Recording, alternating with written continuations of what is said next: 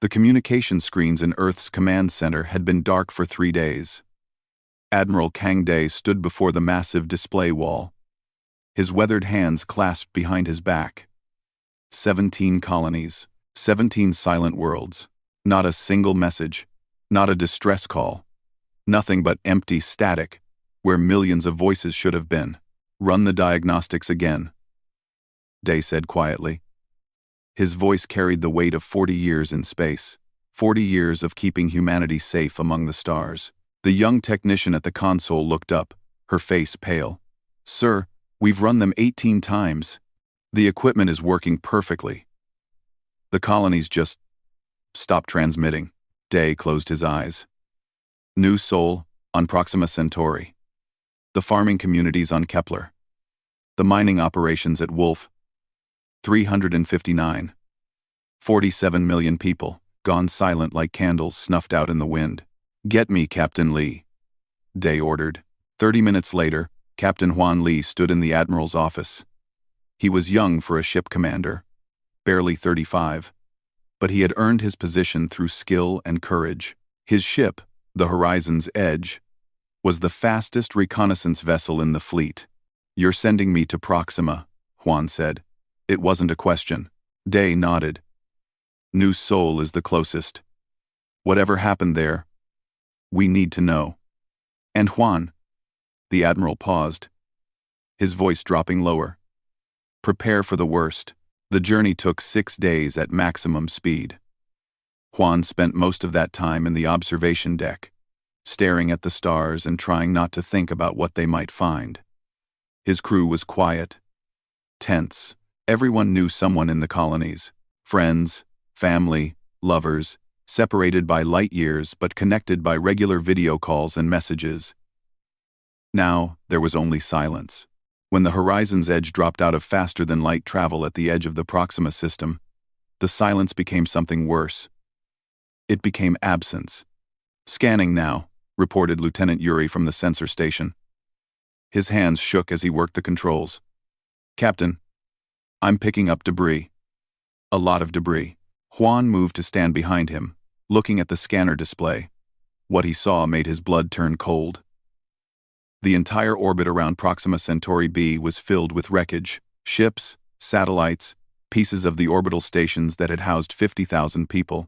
Take us in closer, Juan ordered. Carefully, as they approached the planet, the full horror revealed itself on their screens. New Sol had been a beautiful city, built in a valley between 2 mountain ranges.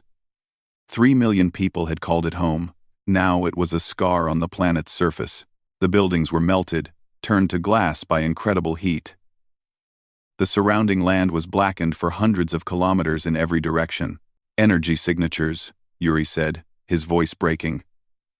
Captain, these readings, they're not human technology. Someone attacked from orbit. They burned the city from space.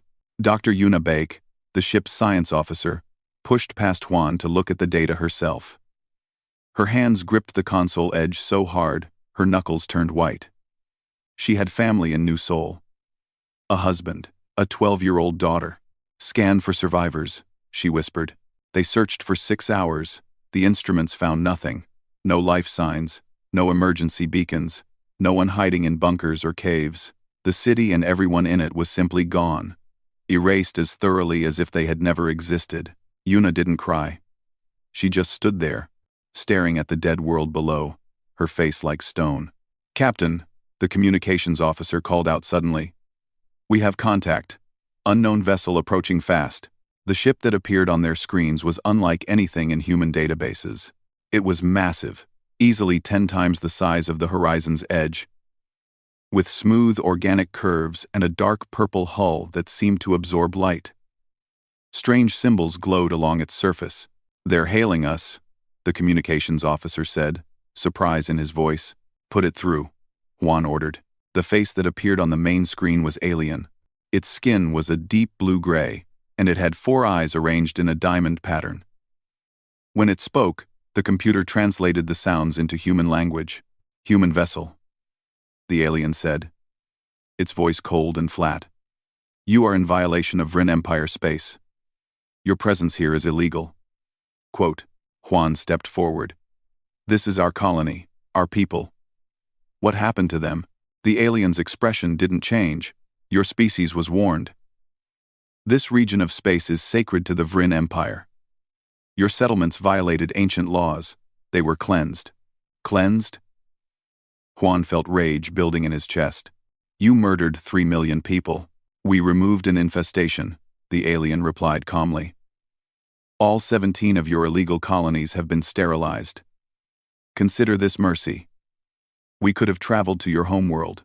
Instead, we offer you a chance. Return to your planet. Never expand again. If you refuse, Earth will share the fate of your colonies. The screen went dark. They're leaving, Yuri reported. Moving back to the edge of the system.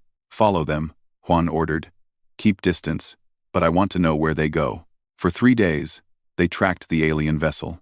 Their scanners picked up more and more information. The computer analyzed the data, building a picture of the enemy they faced. What it revealed was terrifying. The Vrin Empire controlled over 400 worlds. Their territory covered thousands of light years. They had technology far beyond anything humanity possessed, and they saw humans as nothing more than pests to be exterminated. When the horizon's edge finally returned to Earth, Juan delivered his report to Admiral Day in person. He brought the recordings, the scanner data, everything they had learned. Day watched the video of the destroyed city in silence. Then he watched the alien's message. When it finished, he sat back in his chair and closed his eyes. All 17 colonies?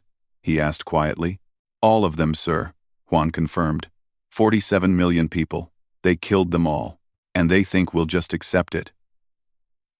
That, we'll crawl back to Earth and hide. Yes, sir. Day opened his eyes. There was something in them that Juan had never seen before. Something cold and terrible. Gather the council, Day said. All of them. Every representative, every military commander, every scientist and engineer. We have work to do. Sir? The Admiral stood and walked to his window. Below, Earth stretched out in blues and greens and whites, peaceful and beautiful. 7 billion people lived down there, going about their lives, not yet knowing that everything had changed. Captain Lee, Day said softly. The Vrin Empire has made a mistake. They think they know humanity. They think we're weak because we're young. They believe we'll submit out of fear. They think we submit out of fear.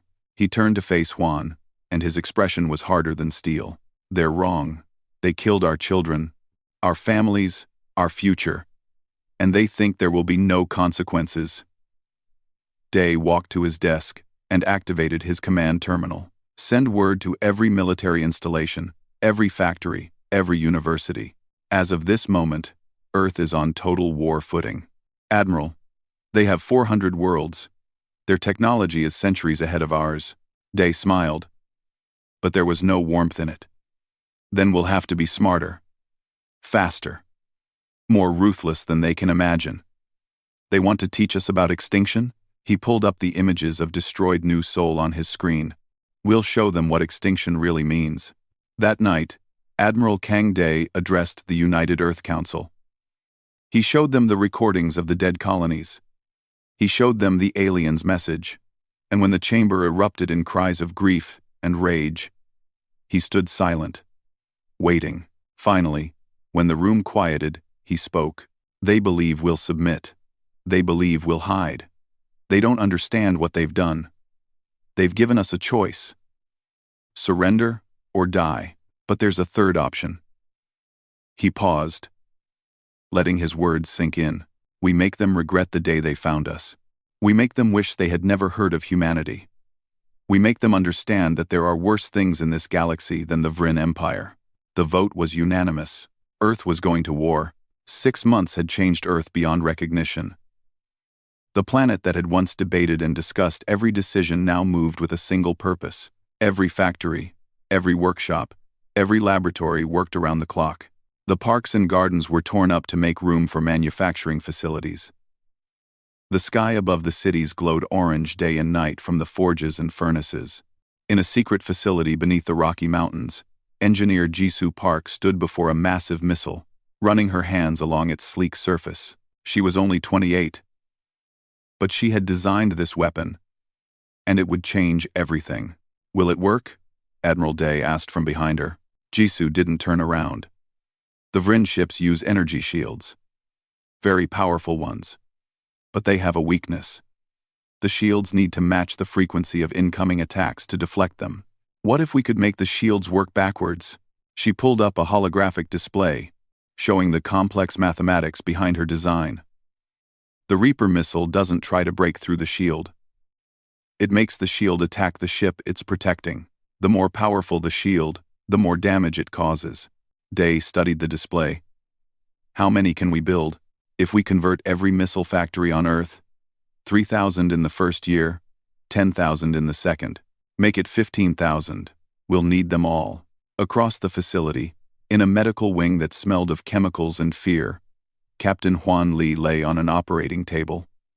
Dr. Yuna Baek stood over him, checking the instruments one final time. "You can still back out," she said quietly. "The Shadow Core program is experimental. We don't know all the side effects." Huan shook his head. "My crew died at Proxima. I need to be stronger, faster. If this gives me an edge against the Vryn, it's worth the risk." Yuna had changed in the 6 months since losing her family. The warmth was gone from her eyes, replaced by something cold and focused. She worked 18 hours a day, dissecting captured Vryn technology, learning their secrets. She no longer slept well. When she did, she dreamed of her daughter's face. "The procedure will take 6 hours," she said. "When you wake up, you'll be different. Your muscles will be stronger. Your reflexes faster. We're using modified Vryn biotechnology. You'll be able to interface directly with our weapon systems." "Do it," Huan said. Yuna activated the machines. Huan's scream echoed through the facility for the first 3 hours. Then, there was only silence, as the changes took hold deep in his cells. In orbit above Earth, the shipyards worked without stopping. Ships were being built at a rate never seen before. But these weren't exploration vessels or colony ships. These were weapons of war. Sleek, deadly, filled with humanity's rage given form. Colonel Mira Song walked through the training grounds where the first Shadow Corps soldiers practiced. 200 men and women, all volunteers, all enhanced like Huan would be. They moved faster than normal humans, hit harder, healed quicker. They were the tip of humanity's spear.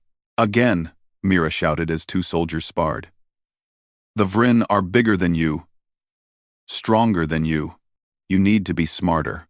The soldiers fought with intensity that bordered on violence. Many of them had lost family in the colonies. They trained like people who knew they might only get one chance at revenge. Mira understood that feeling. Her brother had been on the Kepler colony. An engineer. Just 23 years old. With his whole life ahead of him. Now he was ash in memory. Deep in Earth's intelligence headquarters, analysts pored over every piece of information they could gather about the Vryn Empire. They intercepted communications, tracked ship movements, built maps of enemy territory. That's when they discovered the Kelhari. The Kelhari were another alien species, conquered by the Vryn 200 years ago. Their homeworld had been invaded, their people enslaved. Now they served the Empire as workers and servants, building the ships and weapons used to conquer other worlds. Agent Leah Han was assigned to make contact. She was small, quiet, and incredibly intelligent. She had learned 3 Vryn languages in 2 months, and could hack their communication systems in her sleep. The message she sent was simple. "We are humanity. The Vryn destroyed our colonies. We are going to destroy them. Help us, and we will free your people." The response came 3 weeks later. Coordinates. Ship movements. Weak points in Vryn defenses. The Kelhari couldn't fight openly, but they could provide information, and information was a weapon too. In Admiral Day's office, the planning never stopped. He had assembled the best military minds humanity had to offer. They studied Vryn tactics, analyzed their technology, searched for any advantage. "They're arrogant," said General Park, pointing to a star map showing Vryn territory. "They haven't fought a real war in centuries. All their recent conquests were against species with inferior technology. They expect easy victories. Then we give them something unexpected," Day replied. "We hit them hard, fast, and in ways they can't anticipate."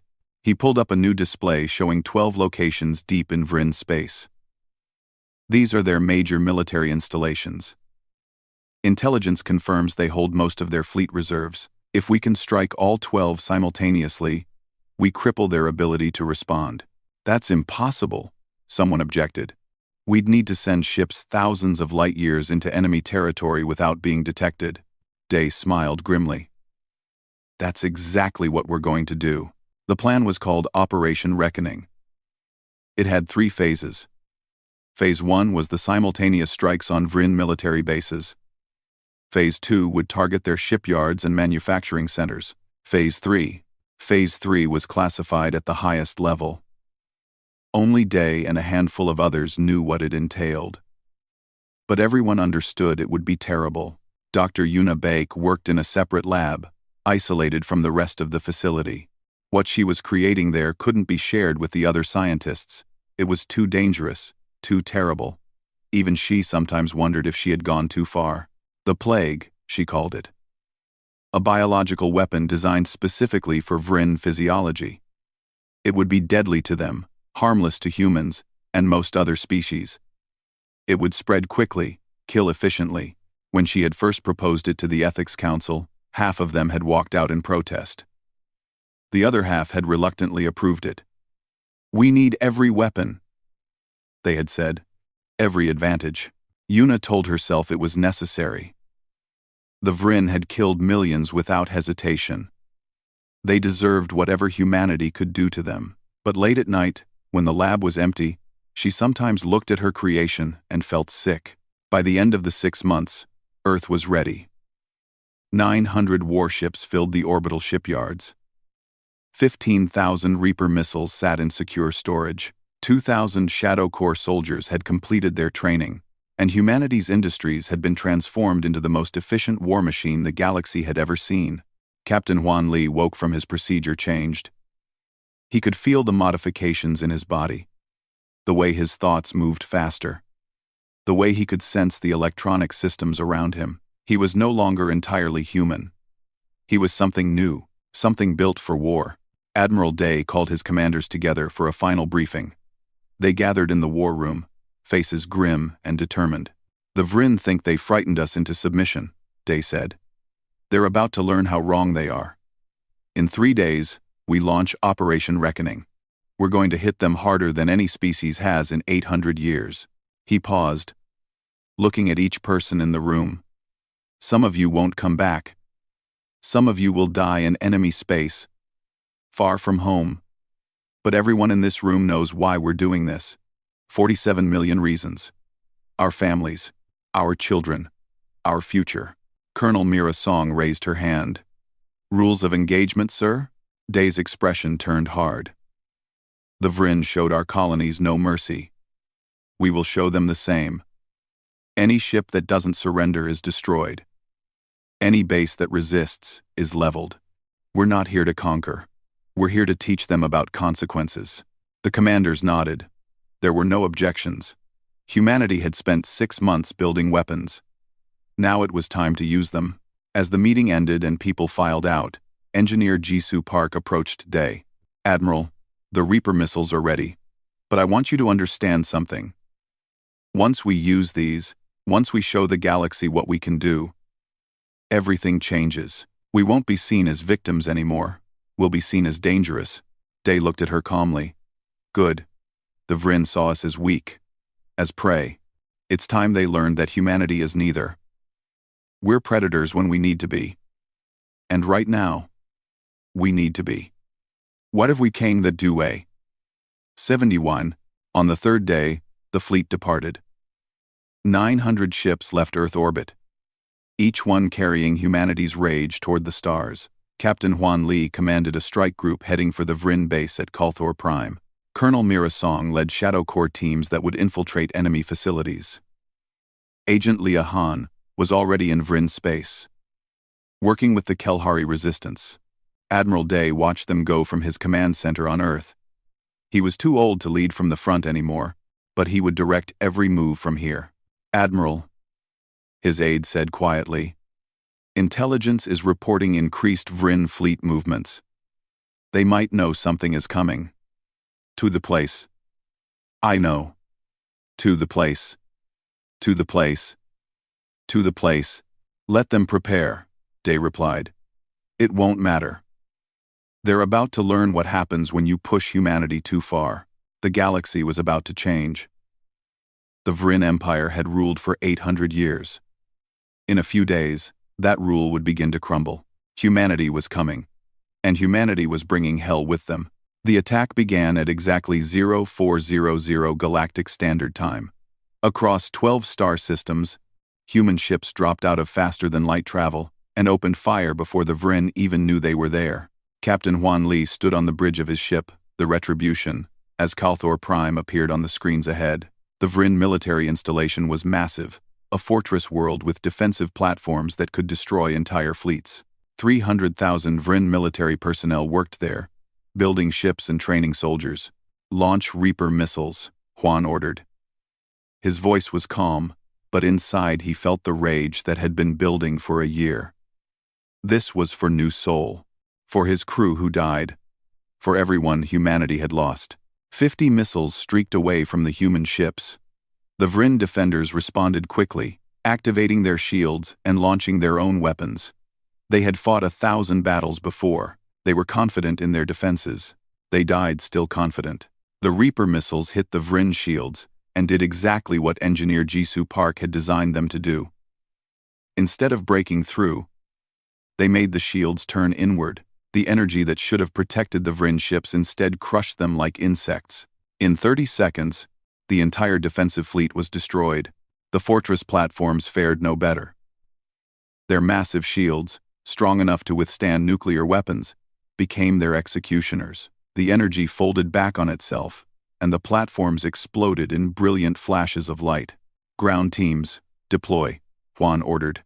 Colonel Mirasong led her Shadow Corps soldiers down to the planet's surface. They moved through the Vryn base like ghosts, faster and deadlier than anything the aliens had encountered.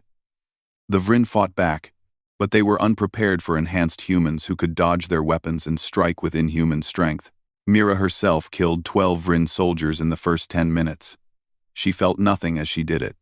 No guilt, no hesitation. These were the people who had burned children from space. They deserved worse than quick deaths. The battle for Kalthor Prime lasted 6 hours. When it ended, the fortress was in ruins. Every ship destroyed. Every defensive system disabled. 300,000 Vryn dead. Huan left one communication relay active. The Vryn High Command would receive a message showing what happened here. They needed to see what humanity was capable of. Across the galaxy, similar scenes played out. 11 other Vryn military installations fell in the same coordinated strike. Humanity had struck deep into enemy territory, destroyed major military assets, and vanished before reinforcements could arrive. The galaxy reeled in shock. The young, weak humans had just bloodied the mighty Vryn Empire. Back on Earth, Admiral Day received the reports with satisfaction. Phase 1 successful. Begin Phase 2. Phase 2 targeted the Vryn's industrial capacity. If Phase 1 had been a punch to the face, Phase 2 was a knife in the ribs. Human strike teams, guided by intelligence from the Kelhari, hit shipyards, factories, and supply depots. Agent Leah Han played a crucial role in this phase. She had spent months building a network of contacts within Vryn space, both among the enslaved Kelhari and sympathetic members of other conquered species. Now that network was activated. In the city of Vryn, on the capital world of the Empire, Leah walked through crowded streets in disguise. Her target was Governor Thal, one of the 3 regional governors who controlled the Empire's core systems. He was attending a public ceremony, surrounded by guards, confident in his security. Leah had studied Vryn biology for months. She knew their physiology better than most Vryn doctors. She knew exactly where to strike, to cause maximum damage, with minimal effort. The ceremony was in a large plaza. Thousands of Vryn citizens watched as Governor Thal gave a speech about the Empire's strength and the foolishness of the human resistance. He promised that Earth would soon be destroyed, that humanity would be wiped from existence. Leah moved through the crowd carefully. She was small enough to slip between the larger Vryn bodies. She reached the governor's platform and waited. When Thal stepped down from the platform to greet the crowd, Leah struck. A small blade, coated with a poison derived from Vryn plant life. She stabbed him once in exactly the right spot and melted back into the crowd. The governor collapsed 30 seconds later. He was dead in 2 minutes. The plaza erupted in chaos. Leah was already gone, disappearing into the city's underground tunnels, where Kelhari rebels waited to help her escape. Behind her, she left fear and confusion. 2 more governors died the same week. The Vryn leadership began to realize they were vulnerable in ways they hadn't imagined. Commander Tae Cho led the Reaper Strike Wing, a squadron of 50 ships equipped exclusively with the devastating missiles. His mission was to destroy the Vryn's primary shipyard at Kallion, where 40% of their new vessels were constructed. The shipyard was enormous, orbiting a gas giant in a heavily defended system. The Vryn had stationed 2 entire fleets there, thousands of ships. They had learned from Kalthor Prime and were ready for another attack. What they weren't ready for was Tae's strategy. "We're not going to fight their fleets," Tae explained to his pilots. "We're going to make them fight themselves." The strike wing came out of faster-than-light travel on the far side of the gas giant, hidden from Vryn sensors. They launched all their Reaper missiles at once, 500 deadly weapons, but they didn't aim at the shipyard. They aimed at the gas giant's atmosphere. The missiles detonated deep in the planet's clouds, using the same principle that had destroyed Vryn shields. The massive gravitational and magnetic fields of the gas giant were twisted and amplified. A wave of distorted energy erupted outward, washing over the Vryn fleets. Every ship's shield activated automatically to protect against the strange energy. Every ship died, as their own shields crushed them. With the fleets destroyed, the shipyard was defenseless. Tae's wing moved in and systematically destroyed every construction bay, every dock, every facility. The Vryn's shipbuilding capacity was cut nearly in half. As news of these victories spread, something unexpected happened. 5 of the 12 species that made up the Vryn Empire began to question their loyalty. They had been conquered long ago and forced to serve. Now they saw that the Empire could be beaten. The Kelhari were the first to openly rebel. On their homeworld, workers sabotaged factories and weapons. Kelhari soldiers in the Vryn military began to defect or simply refused to fight against humans. 3 other species followed. The Empire, which had seemed unshakable for 8 centuries, began to crack. The Vryn High Command responded by calling for peace negotiations. They sent messages to Earth, asking for talks, offering concessions. Admiral Day's response was broadcast across every frequency the Vryn could receive. "You gave our colonies no chance to negotiate. You killed 47 million people without warning, without mercy. Now you ask for peace?" Day's face on the screen was like carved stone. "There will be no peace. There will be no negotiations. There will only be consequences." Dr. Yuna Bake watched the broadcast from her laboratory. She knew what was coming next. She had been preparing for it. The plague sat in sealed containers, ready for deployment. 3 different strains, each tailored to different Vryn subspecies. She had tested it thoroughly. It would spread quickly through Vryn populations, killing 90% of those infected within 72 hours. When the authorization came from Admiral Day, Yuna loaded the containers onto automated drones. She didn't allow herself to think about what she was doing. Didn't let herself imagine the cities full of dying Vryn civilians. They killed children, she reminded herself. They burned entire colonies from space.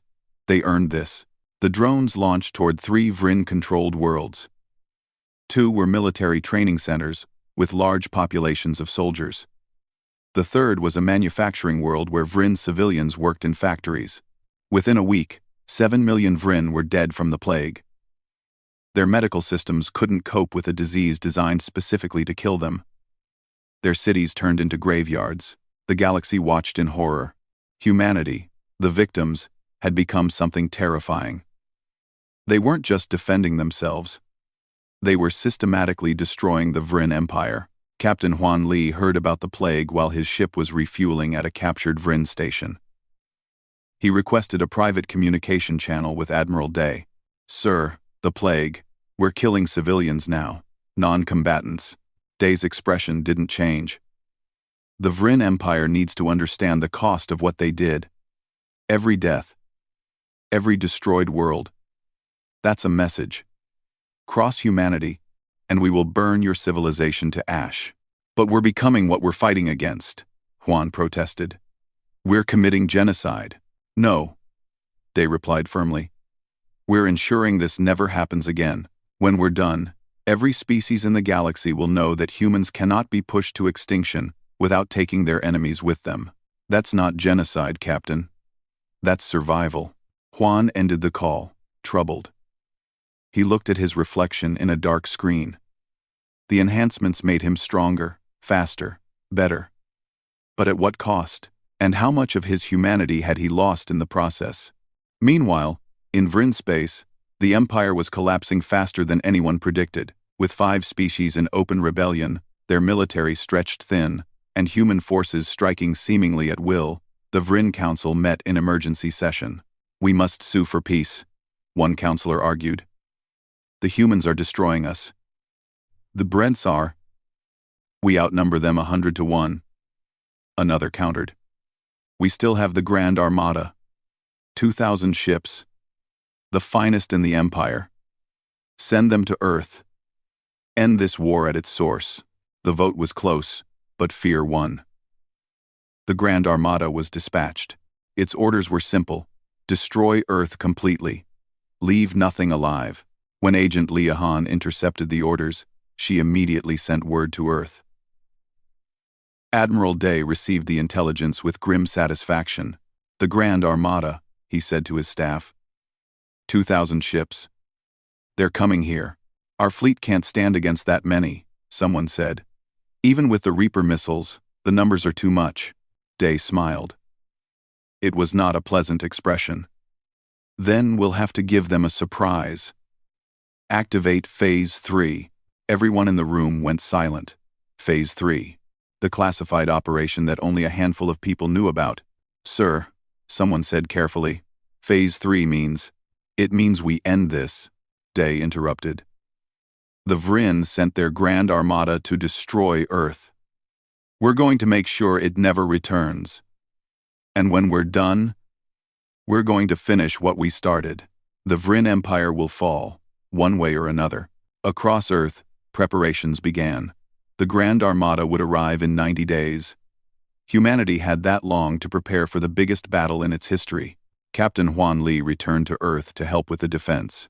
Colonel Mira Song began training new Shadow Corps teams. Engineer Jisoo Park worked on modifications to the Reaper missiles. And Dr. Yuna Baek continued her dark work, creating more strains of the plague, ensuring that if Earth fell, the Vryn would pay a price beyond imagination. The war had changed humanity, made them harder, colder, willing to do terrible things for survival. Whether that was good or bad would be debated for generations, but for now, there was only one question that mattered. When the Grand Armada arrived, would Earth survive? The answer would come soon enough. The Vryn Grand Armada entered the solar system like a dark tide. 2,000 ships, the largest military force ever assembled by the Empire, moving toward Earth with one purpose: complete destruction. They came to finish what they had started with the colonies. They came to erase humanity from existence. Admiral Kang Day watched their approach from Earth Command. The massive display showed every enemy ship, their positions, their weapons. 2,000 ships against Earth's 900. The numbers were terrible, but Day had spent 3 months preparing for this moment. "All ships to defensive positions," he ordered. "Activate the singularity net." In orbit around Jupiter, humanity had built something new. Engineer Jisoo Park's final creation, thousands of gravity generators, positioned precisely around the gas giant. All connected through a single control system. When activated, they would create artificial gravity fields that could tear ships apart at the molecular level. The Vryn Armada commander sent a final message before the battle began. His face appeared on screens across Earth, confident and cruel. Humans, your resistance ends today. You should have accepted your place as extinct. Now your homeworld will burn as your colonies burned. Surrender now, and we will make your deaths quick. Admiral Day sent a response with just 3 words. Come and try. The battle began at Jupiter's orbit. The Vryn ships advanced in perfect formation, shields at maximum, weapons charged. They expected the humans to retreat, to run deeper into the solar system.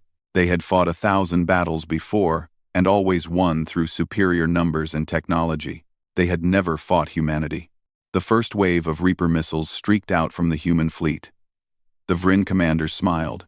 They had adapted their shields after the earlier attacks, modified them to resist the frequency manipulation.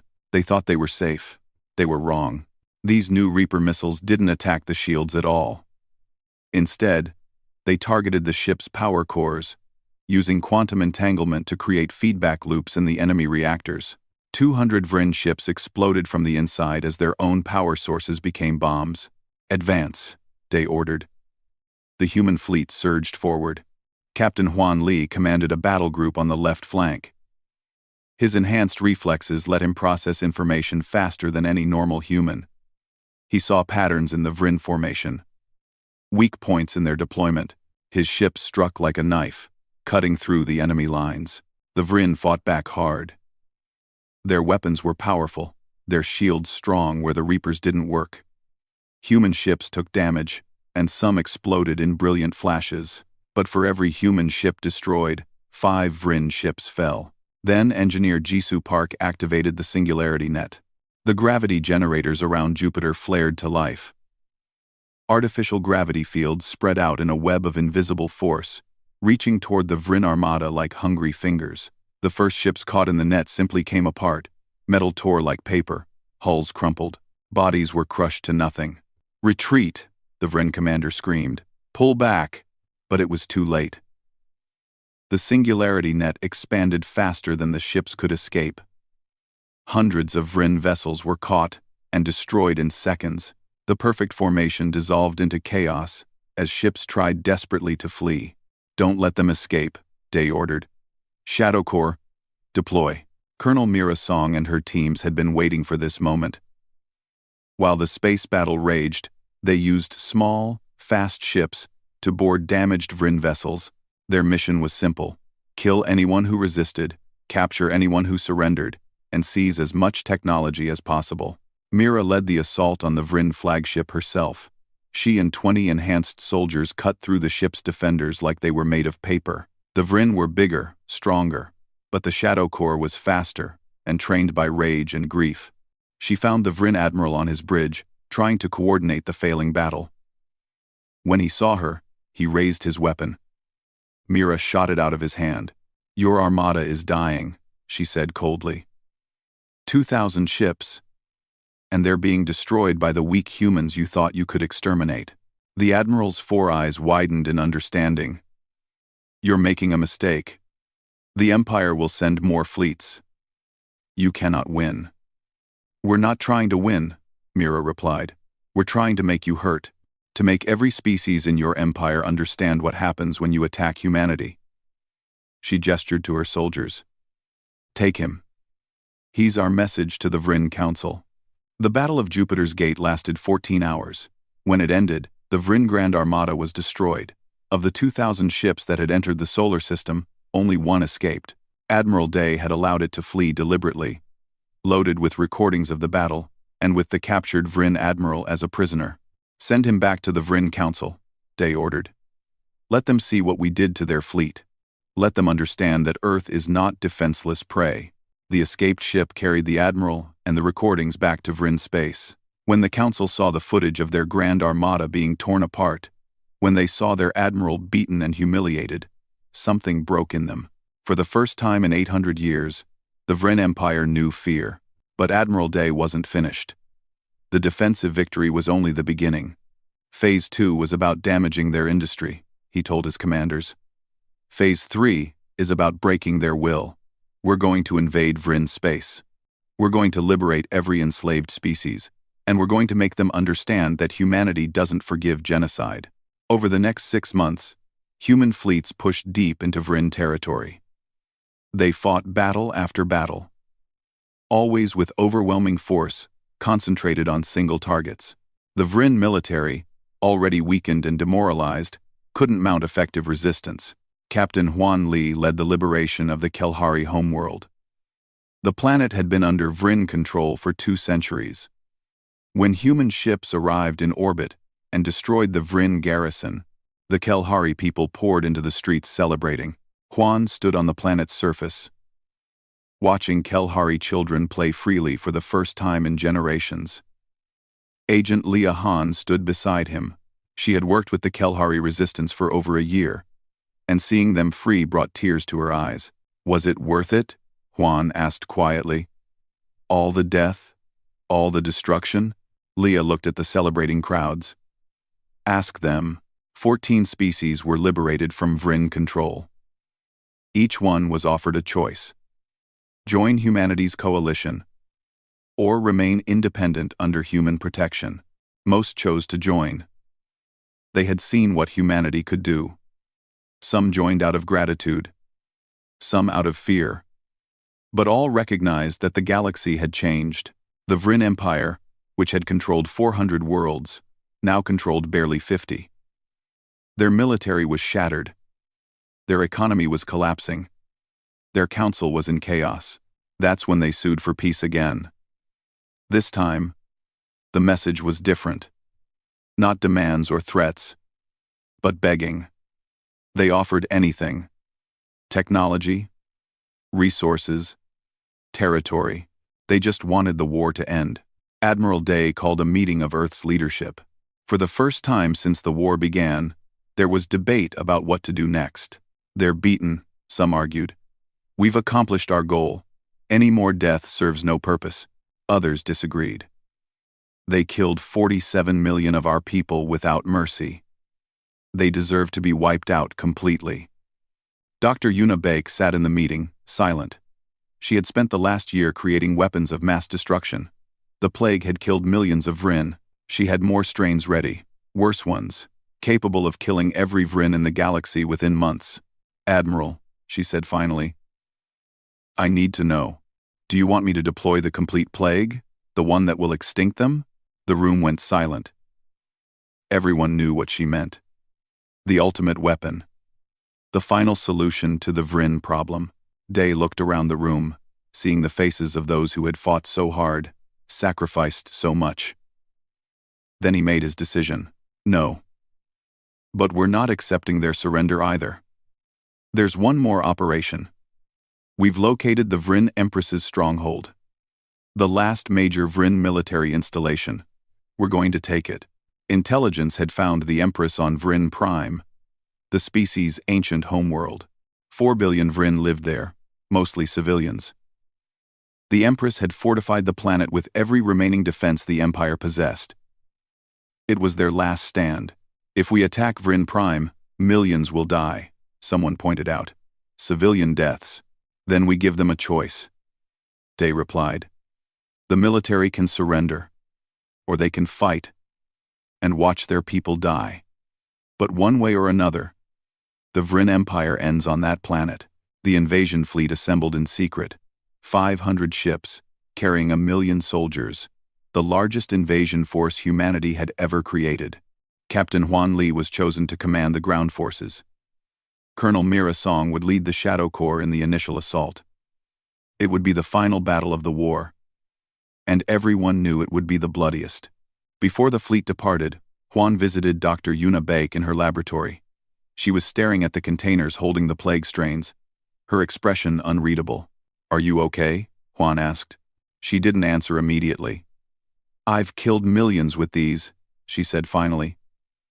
I designed diseases to extinct an entire species.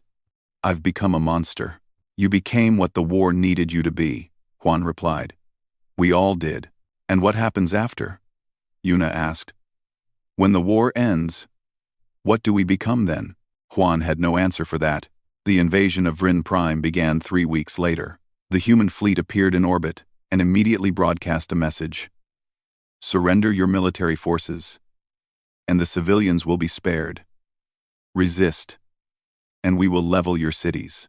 The Vryn Empress refused. We will fight to the last, she declared.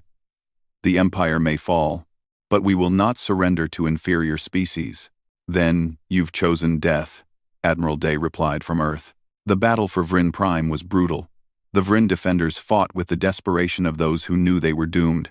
They threw everything they had at the human invaders. But humanity had become something terrifying over the course of the war.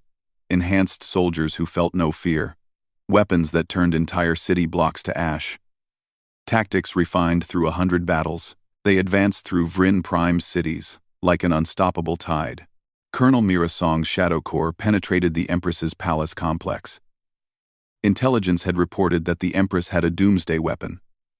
A bomb powerful enough to destroy half the galaxy. Mira's mission was to stop her from using it. The final confrontation happened in the palace's underground bunker.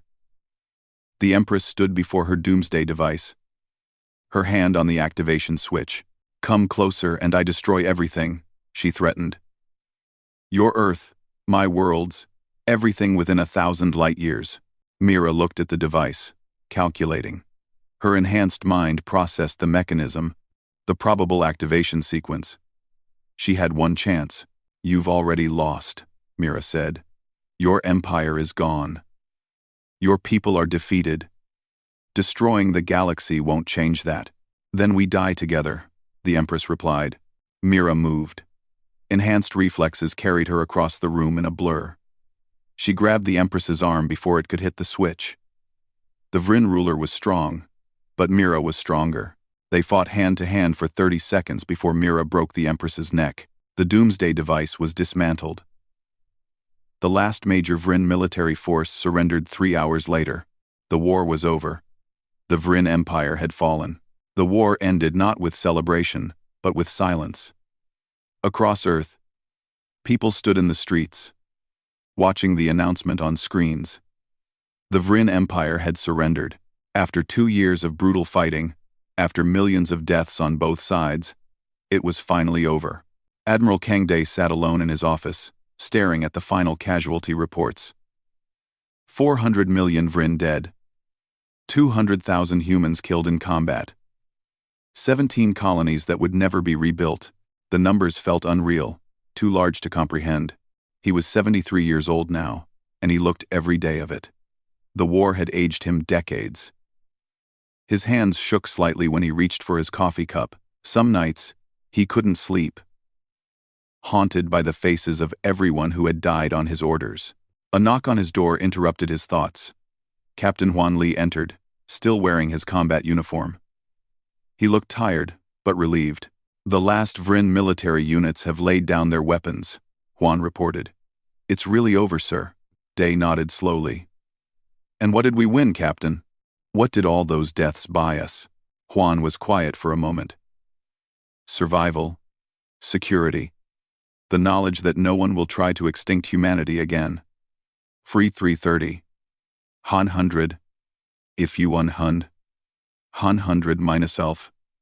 Han 100 minus elf. Han 100 minus elf. Han 100 minus elf. Han 100 minus elf. Han 100. At what cost to our souls? Day asked softly.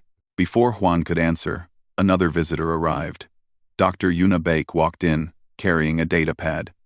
Her eyes were red, as if she had been crying. Admiral, I need to speak with you about the plague. Day gestured for her to sit. What about it? I'm destroying it. All of it. Every strain, every sample. The formulas, the research notes, everything. Her voice was firm despite the tears. I created it because I was angry, because I wanted revenge. But keeping it means we're no better than the Vryn. It means we're willing to commit genocide. The Council might object, Day said. They'll argue it's a strategic asset. I don't care, Yuna replied. I've killed enough. I won't be responsible for any more deaths. Day looked at her for a long moment, then nodded. Do it. And when you're done, I have another job for you. We need to help rebuild the worlds damaged in the war. We'll need scientists who understand Vryn biology, who can help survivors recover. Yuna blinked in surprise. You want me to save Vryn lives? After everything? The war is over, Day said. Now we have to live with what we've done. That means trying to heal what we can. Over the following months, humanity faced difficult questions about its future. They had become a galactic power through violence and fear. Now they had to decide what kind of power they wanted to be. Colonel Mira Song stood trial for war crimes. The charge was the murder of Vryn civilians during the invasion of Vryn Prime. She had killed 300 people who were trying to flee the fighting. They were in a military zone, Mira testified. I couldn't know if they were civilians or soldiers in disguise. The tribunal debated for weeks. Some argued she should be punished as an example. Others argued she was a soldier, following orders in a brutal war. In the end, she was acquitted but stripped of her rank and position. She accepted the judgment without protest. I did what I thought was necessary, she told reporters. But that doesn't mean it was right. I'll spend the rest of my life trying to make up for the things I did. Engineer Jisoo Park took a different path. She used her skills to design reconstruction equipment instead of weapons. Her new inventions helped rebuild destroyed cities on both human and Vryn worlds. I built things that killed millions, she explained. Now I want to build things that help millions live. Agent Leah Han worked with the newly freed Kelhari to establish their independent government. The Kelhari people wanted her to be their first ambassador to humanity. But she declined. I'm a spy and a saboteur, she said. Your first ambassador should be someone who represents hope and peace, not shadows and secrets. The biggest question facing humanity was what to do with the former Vryn Empire's territory. Some wanted to claim it all, to make humanity the dominant power in the galaxy. Others argued for a different approach. Earth's government created a new position, Galactic Ambassador. They needed someone who understood both the necessity of the war and the importance of building peace. Someone who could represent humanity's strength without threatening other species. They chose Ambassador Nari O, a diplomat who had opposed the war but supported humanity's right to defend itself. She was smart, compassionate, and willing to make hard choices. Her first action was to call a conference of all the liberated species. Representatives from 47 worlds gathered on Earth for the talks. They came with fear and hope mixed together, uncertain what humanity wanted from them. We're not here to build an empire, Nari told them. The Vryn ruled through fear and force. We won't repeat their mistakes. Instead, we propose something new. A galactic federation. She presented the plan. Every species would be equal members. Decisions would be made collectively. The federation would have 3 purposes: mutual defense, economic cooperation, and ensuring no species ever faced extinction again. We'll have rules, Nari explained. No member can attack another member. Genocide in any form is absolutely forbidden. Species who violate these rules will be expelled and sanctioned. Species who are attacked by outside forces will be defended by all of us together. The Kelhari representative spoke first. And if we join this federation, humanity won't dominate it? You won't use your military power to control us? We'll have the strongest military, yes, Nari admitted, but that's to protect, not to rule. Each species gets an equal vote in the council. We're offering partnership, not subjugation. The debate lasted 3 months. Some species were eager to join, grateful for their liberation. Others were suspicious, worried that humanity's kindness was temporary. A few refused completely, wanting no part of any galactic organization.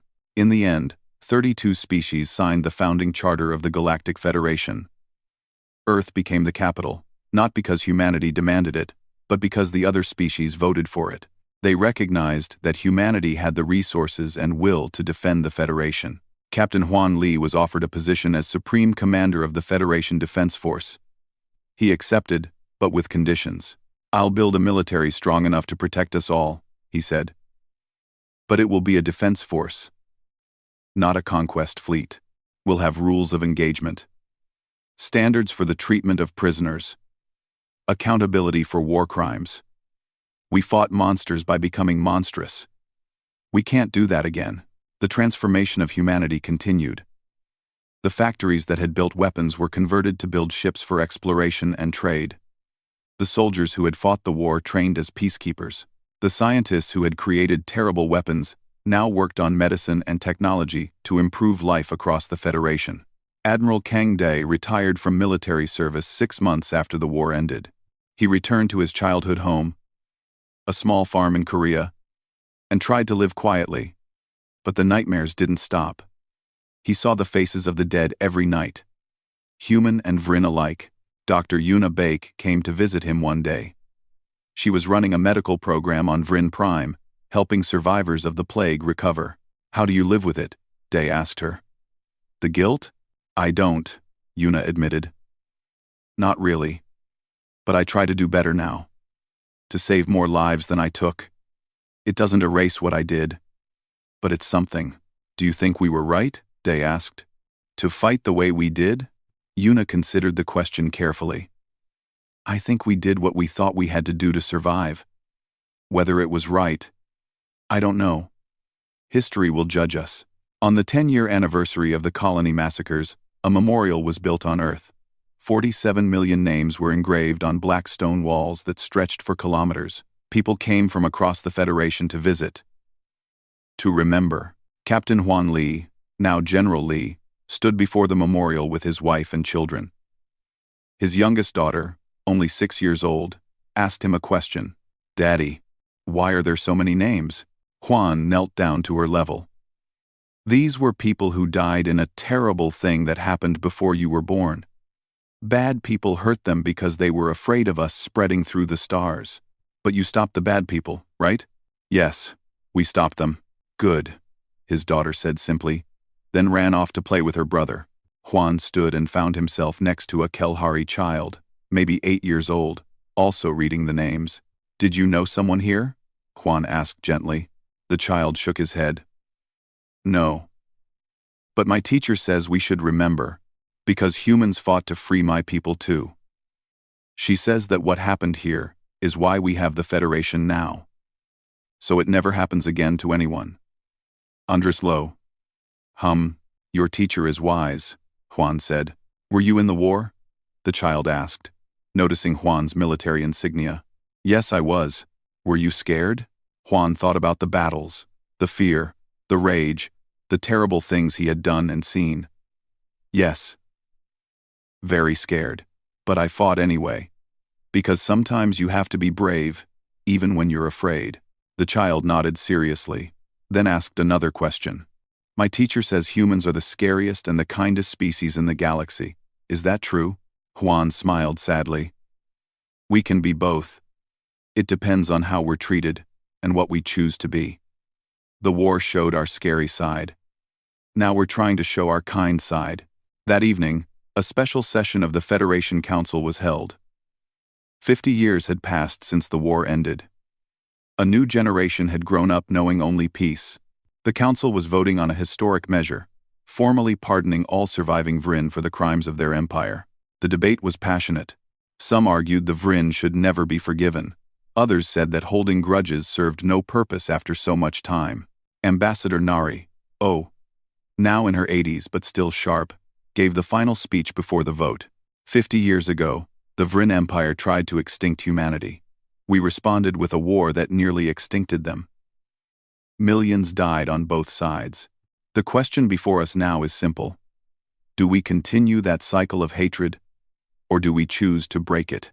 She paused, looking around the chamber. The Federation was built on one principle. Never again. Never again will any species face extinction. Never again will genocide be accepted. If we refuse to forgive, if we continue to punish people for crimes they didn't personally commit, we betray that principle. The vote was close, but the pardon passed. The remaining Vrin, who had lived under restricted rights for 50 years, were granted full Federation citizenship. An elderly Vrin stood in the gallery, tears streaming down his face. He had been a child when the war ended, innocent of his people's crimes but suffering for them anyway. Now, finally, he was free of that burden. General Huan Li, now 75 and preparing for retirement, watched the vote from his office. When it passed, he felt something inside him relax, a tension he'd carried for 50 years finally releasing. His communication console chimed. It was Admiral Day, now 98 years old, and confined to a medical facility. "Did you see the vote?" Day asked, his voice weak but clear. "I did," Juan replied. "Good. That's how it should have ended. With forgiveness, not more hatred." Day coughed, then continued. "I won't live much longer, Juan, but I'm glad I lived long enough to see this, to know that what we built survived. We did terrible things in the war," Juan said quietly. "Yes, but we also did something beautiful after. We built a galaxy where species don't fear extinction, where they work together instead of conquering each other. That's a legacy worth having." Admiral Kang Day died 3 months later. His funeral was attended by representatives from every Federation species. Even the Vryn sent delegates, honoring the man who had defeated their empire, but also helped build something better from its ashes. At the funeral, General Huan Li gave the eulogy. "Admiral Day once asked me what we won in the war. I told him we won survival and security. But I was wrong. What we really won was a choice. The choice to become monsters or to become builders. The choice between revenge and redemption. The Admiral made that choice for us when he helped create the Federation.